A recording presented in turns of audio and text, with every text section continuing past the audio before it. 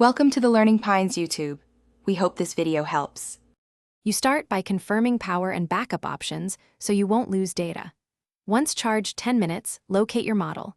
Press volume up, then volume down, then hold side for Face ID models. Hold home and side for older models.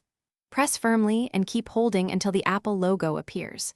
You do this because a forced restart clears transient software, hangs without erasing content, and it's the fastest first fix.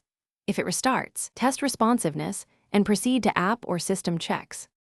If a forced restart fails, connect your iPhone to a computer and open Finder or iTunes. Make sure software is updated. Once connected, enter recovery mode using the model-specific sequence. Keep holding until the recovery screen shows. You'll be offered Update or Restore.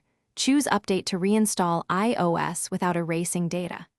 If Update times out or fails, pick Restore, which erases the device but fixes deeper corruption. Make sure to keep the cable and computer stable during this process to avoid incomplete installs. If Restore didn't work, use Device Firmware Update mode as a last software step. This reloads firmware and iOS. Follow model-specific timing precisely.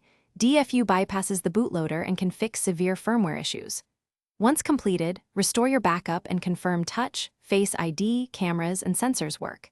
If problems persist, run Apple Diagnostics or schedule a hardware check. Stuck behavior can come from failing batteries, connectors, or logic board faults. Keep calm, document error messages, and let the technician. Thanks for watching. Consider subscribing if we helped you.